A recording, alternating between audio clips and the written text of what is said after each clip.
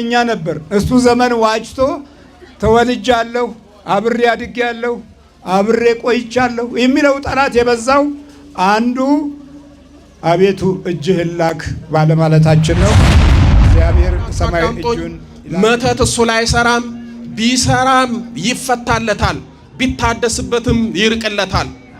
ስላሴ ምንም አይሆን አበሉ እስኪ በቅድስናው ስፍራ ለእግዚአብሔር ስገዱ። ለማን ስገዱ? ለእግዚአብሔር። የቅድስና ስፍራ የተባለው ቤተክርስቲያን ነው። የቅድስና ስፍራ የተባለው ድንበር አፍርሶ የሚመጣውን ጠላት አጋዕዝተ ዓለም ስላሴ ያርቁለታል። ዛሬ ስለማንጸልይ ነው ህይወታችን ሁሉ የተመሰቃቀለ። እኔ በመጀመሪያው ያው ቀሲስ ቀደም ብለው እንደነገሯችሁ ብዙ ትግሎችን ስናልፍ አሁን ደግሞ የኔን ግማሽ ሸክም ደግሞ እንደዚሁ ቀሲስ ተረክበውልኛል ማለት ነው። ብዙ አሉ የእናንተን ችግር የሚመለከቱ የህዝቡን ውድቀት የህዝብ የውስጥ ስነ ልቦናን የሚይዝ ጠላት መበርታት ጉልበቱን አጠንክሮ ዘመኑን ዋጅቶ ዘመን መዋጀት ያለብን እኛ ነበር። እሱ ዘመን ዋጅቶ ተወልጃለሁ አብሬ አድጌያለሁ አብሬ ቆይቻለሁ የሚለው ጠላት የበዛው አንዱ አቤቱ እጅህን ላክ ባለማለታችን ነው። እግዚአብሔር የሰማይ እጁን ይላክልን፣ በሰማይ በረከት ይጎብኘን።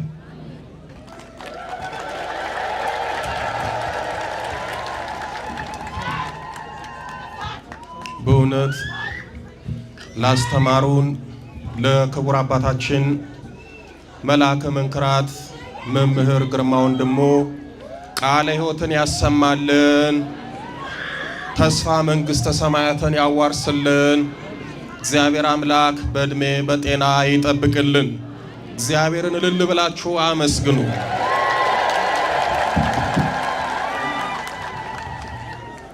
እጅግ በጣም የሚገርም በሚገባን መልኩ አስተምረውናል፣ በደንብ ነግረውናል፣ መክረውናል። እኛም የተማርነውን የሰማነውን ወደ ህይወታችን አስገብተን 30 60 100 መንፈሳዊ ፍሬ እንድናፈራ እግዚአብሔር አምላካችን በቸርነቱ ያግዘን። ወደ ጸሎቱ ከመሄዳችን በፊት ሁላችሁም እዚህ የተቀደሰ ቦታ ላይ የመጣችሁት ለመዳን ለመፈወስ በረከት ለማግኘት ነው አይደለ? ምን ነው አይደለም እንዴ? ለመዳን ነው አይደል የመጣችሁት? ስለዚህ አገልግሎቱ ይቀጥላል። መዳን የምትፈልጉ ሰዎች፣ መፈወስ የምትፈልጉ ሰዎች ጥቂት ነገር እንድታደርጉ ነግራችኋለሁ። የምነግራችሁን ነገር ካደረጋችሁ 1,000,000% እርግጠኛ ሆኜ ነው የምነግራችሁ። በስጋችሁ ትፈወሳላችሁ፣ በነፍሳችሁም ትድናላችሁ። የምንነግራችሁ ሰምታችሁ እንድትሄዱ አይደለም፣ ወደ ቤት ወስዳችሁ ተግባራዊ እንድታደርጉት ነው። በእርግጥ ጥቂት የማትባሉ ሰዎች የምናገረውን ተግባራዊ ልታደርጉ ትችላላችሁ። ነገር ግን አብዛኞቻችሁ ይሄንን ተግባራዊ አታደርጉም። በዚህ ምክንያት ድነት ርቆናል። በዚህ ምክንያት ፈውስ ናፍቆናል። በዚህ ምክንያት የእግዚአብሔር እጅ ከኛ ርቋል። ስለዚህ እዚህ ቦታ የመጣችሁ መዳን መፈወስ የምትፈልጉ ከዚህም ሄዳችሁ ይሄንን ተግባራዊ አድርጋችሁ መፈወስ ትችላላችሁ። በመጀመሪያ የምነግራችሁ ለመዳን 5 ነገር ያስፈልጋችኋል። ስንት ነገር ያስፈልጋችኋል? 5 ነገር። መዳን መፈወስ የምትፈልጉ ሰዎች ካላችሁ አስቀድማችሁ ንስሐ ግቡ። ምን አድርጉ አልኳችሁ? ንስሐ ግቡ።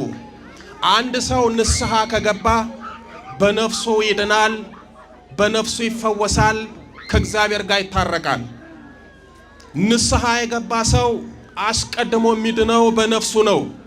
በነፍሱ ደግሞ ከዳነ በስጋው መዳን እጅግ በጣም ቀላል ነው። ብዙዎቻችን መዳን የምንፈልገው በስጋችን ነው። ለነፍሳችን ጊዜና ሰዓት የለንም። መዳን መፈወስ የምትፈልጉ ሰዎች ካላችሁ አስቀድማችሁ ንስሐ ግቡ። ቅዱስ ሉቃስ በሉቃስ ወንጌል በምዕራፍ 15 ቁጥር 10 ላይ ንስሐ በሚገባ በአንድ ኃጢአተኛ በእግዚአብሔር መላእክት ፊት ደስታ ይሆናል ይላል። ንስሐ ስትገቡ አይደለም እናንተ በእግዚአብሔር ፊት ቅዱስ ቅዱስ እያሉ የሚያመሰግኑት ቅዱሳን መላእክት ይደሰታሉ። ቅዱሳን መላእክት ሐሴት ያደርጋሉ። ስለዚህ ንስሐ ገባችሁ ማለት በነፍሳችሁም በስጋችሁም ትድናላችሁ። ጥበበኛው ሰለሞን በመጽሐፈ ምሳሌ በምዕራፍ 28 ቁጥር 13 ላይ ኃጢአቱን የሚሰውር አይለማም፣ የሚናዘዛት የሚተዋት ግን ምሕረትን ያገኛል ይላል። ኃጢአቱን የሚተው የሚናዘዝ የእግዚአብሔርን ምሕረት ያገኛል፣ ወይም ደግሞ እግዚአብሔር ያድነዋል፣ ይፈውሰዋል ማለት ነው። ስለዚህ መፈወስ ከፈለጋችሁ የእግዚአብሔርን ምሕረት ከፈለጋችሁ ንስሐ ግቡ። በዚህ በትንቢተ ሕዝቅኤል በምዕራፍ 18 ቁጥር 30 ላይ የብዙዎቻችን ችግር የሆነውን ቃል እግዚአብሔር ልንገራችሁ። ኃጢአታችሁ በሉ እስኪ እንቅፋት እንዳይሆንባችሁ ከኃጢአታችሁ ሁሉ ተመለሱ። ኃጢአት ምን እንዳይሆንባችሁ? እንቅፋት እንዳይሆንባችሁ። ኃጢአት ንስሐ አለመግባት ለድነት ትልቅ እንቅፋት ነው። ስለዚህ የራሳችን ኃጢአት ለራሳችን ድህነት ለራሳችን ፈውስ እንቅፋት እንዳይሆንብን ንስሐ እንግባ። ሁለተኛው ጸልዩ። ምን አልኳችሁ? ጸልዩ። ጸልዩ ብቻ አይደለም። ቅዱስ ጳውሎስ በአንደኛ ተሰሎንቄ በምዕራፍ 5 ቁጥር 17 ላይ ሳታቋርጡ ጸልዩ አለ። ምን ሳታደርጉ? ሳታቋርጡ። ጠዋትና ማታ ባላችሁ ጊዜና ሰዓት ጸሎትን ሳታቋርጡ ሳትተዉ በርትታችሁ ጸልዩ። የምትጸልዩ ከሆነ እግዚአብሔር ይሰማችኋል። የምትጸልዩ ከሆነ ክፉ መንፈስ ይርቃችኋል። የምትጸልዩ ከሆነ መንፈስ ቅዱስ ይቀርባችኋል። የምትጸልዩ ከሆነ እግዚአብሔር የምሕረት እጁን ይልክላችኋል። ስለዚህ ጸልዩ። ቅዱስ ማቴዎስ በምዕራፍ 26 ቁጥር 41 ላይ ወደ ፈተና እንዳትገቡ ትጉና ጸልዩ፣ መንፈስ ተዘጋጅቷል፣ ሥጋ ግን ደካማ ነው ይላል። ወደ ፈተና እንዳትገቡ ምን አድርጉና ጸልዩ? ጸልዩ ነው ወይስ ትጉና ጸልዩ? ትጉና ጸልዩ። ትጉና ጸልዩ ማለት ጠዋትና ማታ ለጸሎት ጊዜና ሰዓት ሰጥተን ለአምልኮት ጊዜ አመቻችተን ሳናቋርጥ በትጋት መጸለይ ነው። ጸልዩ አይደለም የተባልነው፣ ትጉና ጸልዩ። ችግሩ ደግሞ ተክተን እንዳንጸልይ ራሱ እዛው ላይ ይናገራል። ሥጋ ደካማ ነው፣ መንፈሳችን ግን ለመጸለይ ይሻል ይፈልጋል። ብዙዎቻችሁ ማታ ለመጸለይ መንፈሳዊ ሞራል ያድርባችኋል፣ ሲመሽ ግን ጸሎቱን ትተዋላችሁ። ጠዋት ለመጸለይ ትፈልጋላችሁ፣ መንፈሳዊ ሞራል አላችሁ፣ ሰዓት ትጸልዩ ከቤታችሁ ውልቅ ብላችሁ ትወጣላችሁ። እኔ ብዙ ጊዜ የምናገረው አንድ ነገር አለ። ጊዜ የለኝም፣ አይመቸኝም፣ እንደው የተጣበበ ጊዜ ነው ያለኝ እምትሉ ሰዎች እንደው በመብርሃን አደራ ነው ምላችሁ፣ ብታጡ ለሁለት ጸሎት ጊዜ አትጡ። ለስንት አልኳችሁ? ለሁለት። ጊዜ የሌላችሁ ሰዎች ማታ ከመተኛታችሁ በፊት የዕለት ውዳሴ ማርያም አድርሳችሁ ቅድስት ሆይ ለምኝልን ብላችሁ እናታችሁን ድንግል ማርያምን ተማጽናችሁ ተኙ። ውዳሴ ማርያም የሚጸልይ እመቤታችን ትሰማዋለች። ውዳሴ ማርያም የሚጸልይ ከእመቤታችን በምልጃዋ የሚያጣው ነገር የለም። ስለዚህ እመቤታችንን በውዳሴ ማርያም ያዙ። ዛሬ እኛ በቀን አንድ ጊዜ ውዳሴ ማርያም ለመጸለይ እመቤታችንን ለማመስገን ቅድስት ሆይ ለምኝልን ለማለት ጊዜ የለንም። እንደ ቅዱስ ኤፍሬም እመቤታችንን በቀን 64 ጊዜ ነበረ የሚያመሰግኗት። ስንት ጊዜ አልኳችሁ? 64። በቀን አንድ ጊዜ ውዳሴ ማርያም የማንጸልይ ሰዎች እመቤታችን በቅዱስ ኤፍሬም አይን ካየችን ስለ እውነት በፊቷ ከገለባ ይልቅ እንቀላለን፣ ፍሬ ቢስ እንሆናለን። እመቤታችንን ያዟት። ዝም ብሎ እመቤታችንን እወድሻለሁ፣ አከብርሻለሁ፣ የአምላክ እናት ነሽ እያሉ መጥራት ሳይሆን እንደ አባቶቻችን ውዳሴ ማርያም እያደረሳችሁ ጥሯት። ሌላው ጊዜ ሌላችሁ እንደው ነገ ብትሞቱ ለፍርድ የምትቆሙት ሥላሴ ፊት ነው። ስለዚህ ጊዜ ከሌላችሁ ቢያንስ ጠዋት ሰይፈ ሥላሴን ጸልያችሁ ውጡ። ምን ጸልያችሁ ውጡ? ሰይፈ ሥላሴ። ሰይፈ ሥላሴን የሚጸልይ ሰው መጽሐፉን ተመልከቱት፣ መቅድሙን አንብቡት። አጥርጥሶ ድንበር አፍርሶ የሚመጣውን ጠላት አጋዕዝተ ዓለም ሥላሴ ያርቁለታል። ዛሬ ስለማንጸልይ ነው ሕይወታችን ሁሉ የተመሰቃቀለው፣ በክፉ መንፈስ ግራ የተጋባ ነው። ሰይፈ ሥላሴን የምትጸልዩ ሰዎች ልብ ብላችሁ አዳምጦኝ። መተት እሱ ላይ አይሰራም፣ ቢሰራም ይፈታለታል፣ ቢታደስበትም ይርቅለታል። ሥላሴን የያዘ ሰው ምንም አይሆንም። አባ ስብሐት ለአብ የተባሉ የጎንደር ጻድቅ ይህንን መጽሐፍ ሲጸልዩት ለመጀመሪያ ጊዜ ደርሰውት መጽሐፉን ሲያነቡት በጣም ይገርማቸዋል።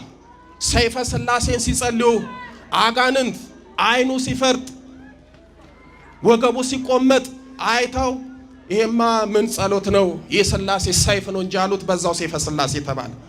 ስለዚህ ከላይ ሥላሴን ከታች እመቤታችንን ከያዛችሁ ምን ትሆናላችሁ?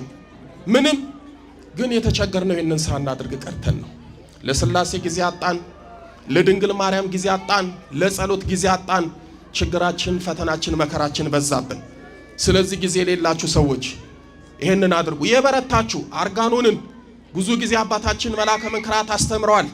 አርጋኖን በማይታወቅበት ከ20 ከ30 ዓመት በፊት ምናልባት በገዳም ያሉ አባቶች ብቻ በሚጸልዩበት ዘመን አርጋኖንን ጸልዩ እያሉ አስተምረዋል። የእሳቸውን ትምህርት ሰምተው ከመቤታችን ጋር ተወዳጅተው ከመቤታችን ብዙ ነገር ያተረፉ ሰዎች አሉ። ዛሬም አርጋኖንን ጸልዩ፣ ሰይፈ መለኮትን ጸልዩ፣ ዳዊት ጸልዩ።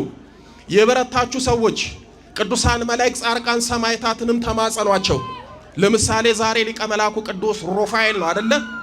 በዚህ ቀን የበረታችሁ ሰዎች ድርሳኑን መጸለይ ካልሆነላችሁ ከቤት ስትወጡ የቅዱስ ሩፋኤልን መልኩን ጸልዩት። የቅዱስ ሩፋኤልን መልክ የሚጸልይ የቅዱስ ሩፋኤልን መላካዊ እርዳታ ያገኛል። ቅዱስ ሩፋኤል ይቆምለታል፣ ክፉ መንፈስንም ያሳድድለታል። የእነ ቅዱስ ሚካኤልን የሌሎቹንም እንደዚህ ያደረጋችሁ ጸልዩ። ሶስተኛ ስገዱ። ምን አድርጉ? ስገዱ። አባታችን ከ40 ዓመት በላይ ስለ አምልኮት ስግደት ሲያስተምሩ ምንድነው ደግሞ የአምልኮት ስግደት? እንዲህ አይነት ስግደት አለ እንዴ እየተባለ ብዙ ውዝግብ በተነሳበት ጊዜ እሳቸው የአምልኮት ስግደት እያስተማሩ ዛሬ እንድትሰግዱ አድርጓቸዋል። በእርግጥ ቤተ ክርስቲያንም ስገዱ ትላለች። ነገር ግን ጧት ማታ ልክ ጸሎት እንደምትጸልዩት ሁሉ እየሰገዳችሁ ጉልበታችሁን ወዛችሁን መስዋዕት አድርጋችሁ አቅርቡ እያሉ ብዙ ዓመት አስተምሯል። ስለዚህ የበረታችሁ ስገዱ። ነቢየ እግዚአብሔር ቅዱስ ዳዊት በመዝሙር 96 ቁጥር 9 ላይ በቅድስናው ስፍራ በሉ እስኪ፣ በቅድስናው ስፍራ ለእግዚአብሔር ስገዱ። ለማን ስገዱ? ለእግዚአብሔር። የቅድስና ስፍራ የተባለው ቤተ ክርስቲያን ነው። የቅድስና ስፍራ የተባለው ቤታችሁ ውስጥ ያለው የጸሎት ቦታችሁ ነው። እዛ ቦታ ላይ ስገዱ። በነገራችን ላይ ስግደት ቀላል ነገር እንዳይመስላችሁ። የሚሰግድ ሰው ጉልበቱን፣ ወዙን፣ ድካሙን ለእግዚአብሔር መስዋዕት አድርጎ ነው የሚያቀርበው። የትኛውንም ገድለ ቅዱሳን ስትመለከቱ ቅዱሳን አባቶቻችን በእውነት በሰው ሕሊና በሰው ልቦና ሊታሰብ የማይችለውን አይደለም ለማሰብ ለመቁጠር እንኳን የሚከብደውን ስግደት ሲሰግዱ እናያለን። እንደው ለምሳሌ ልንገራችሁ፣ ብዙ ጊዜ እንደ ምሳሌ የምጠቀማቸውን አቡነ እስትንፋሰ ክርስቶስን ተመልከቱ። ገድላቸውን ስትመለከቱ አቡነ እስትንፋሰ ክርስቶስ በየቀኑ 90,000 ይሰግዱ ነበር ይላል። ስንት ይሰግዱ ነበር? 90,000። ዛሬኛ 90 ለመስገድ ጉልበትና አቅም አጥተናል። 90 ጊዜ ወድቆ ለመነሳት መንፈሳዊ ኃይልና ሞራል የለንም። አቡነ እስትንፋሰ ክርስቶስ በቀን 90,000 ስግደት ይሰግዱ ነበረ። አንድ ሰው አቡነ እስትንፋሰ ክርስቶስ በየቀኑ 90,000 የሚሰግደው ስግደት እንደው 90,000 ልስገድ ካለ ስንት ጊዜ ይፈጅበታል የሚለው ቀላል ሂሳብ ልስጣችሁ። ይህንን ብታደርጉ የአቡነ እስትንፋሰ ክርስቶስን የስግደት በረከት ታገኛላችሁ። ለምሳሌ አንድ ሰው እንደው የበረታ የጎበዘ ሰው በቀን 250 ሰገደ እንበል። ስንት አልኳችሁ? 250 በየቀኑ ቢሰግድ በአንድ ወር ውስጥ ስንት ቀን አለ? 30 ቀን። 250 ሲባዛ በ30 ስንት ይመጣል? ስልክ አላችሁ፣ እዛ ላይ ማየት ትችላላችሁ። 7500 ይመጣል። ስለዚህ በየቀኑ 250 የምትሰግዱ ከሆነ በየቀኑ 250 ጊዜ ሰግዳችሁ አጋንንትን የምትቀጠቅጡ ከሆነ በአንድ ወር ውስጥ 7500 ጊዜ ትሰግዳላችሁ። በአንድ ዓመት ውስጥ ስንት ወር አለ? ስንት ወር አለ? 12። 7500 ሲባዛ በ12 90,000 ይመጣል። አሁን እናንተ 90,000 ልስገድ ብትሉ ስንት ዓመት ይፈጅባችኋል? አንድ ዓመት። እኛ 90,000 ለመስገድ አንድ ዓመት ይፈጅብናል። አቡነ እስትንፋሰ ክርስቶስ 90,000 ለመስገድ ስንት ቀን ይፈጅባችኋል? አንድ። አያችሁ አይደል ልዩነታችንን? አያችሁ አይደል ባዶነታችንን? ስለዚህ በቅድስናው ስፍራ እንደ አቅማችሁ ስገዱ። አራተኛው ብዙ ጊዜ የሚናገሩት እሳቸው አሉ፣ ቀጥቅጡ ይላሉ። በመቁጠሪያ ቀጥቅጡ። አሁን ምን አይነት ትምህርት እንደመጣ አላቅም። የኛ የምንላቸው ትልልቅ ቦታ ላይ ያሉት እንዴት አድርገው መቁጠሪያን እንደጠሉት አላውቅም። እስኪ የትኛውንም ገድለ ቅዱሳን ተመልከቱ፣ የቅዱሳንንም ስዕል ተመልከቱ። ብዙ ቅዱሳኖች በአንድ እጃቸው መስቀል፣ በአንድ እጃቸው መቁጠሪያ፣ ወይም በአንድ እጃቸው ወንጌል፣ ወይም ደግሞ በአንድ እጃቸው መቁጠሪያ ይዘው ታያላችሁ።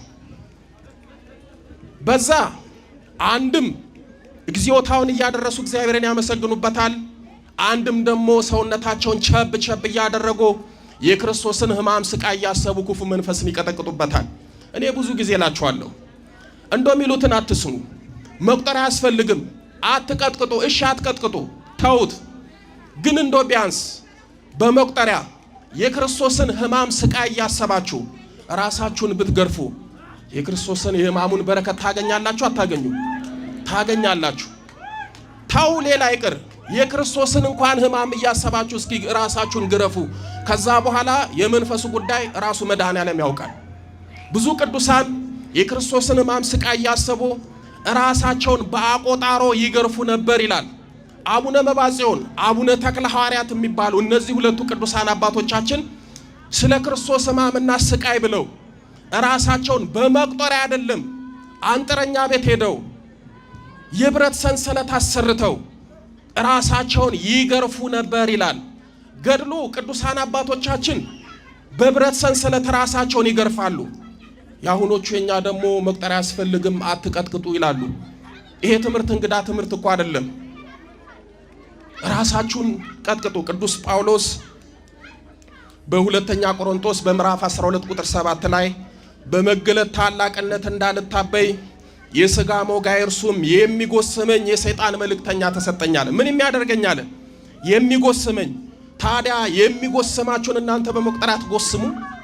በመቁጠሪያ መጎሰም ኃጢአት ነው? ኃጢአት አይደለም። እንዲህ ያሉ ነው የምትጠቀሙበትን አጋንንትን ድል የምታረጉበትን ከሕይወታችሁ የምታረቁበትን መንፈሳዊ የጦር ዕቃ የሚያጥላሉት። እንዴት አይነት አለመታደል እንደሆነ አላውቅም። ስለዚህ መዳን የምትፈልጉ ሰዎች ቀጥቅጡ። ሌላው አምስተኛ ምነግራችሁ መዳን ከፈለጋችሁ የክርስቶስን ቅዱስ ሥጋውንና ክቡር ደሙን ተቀበሉ።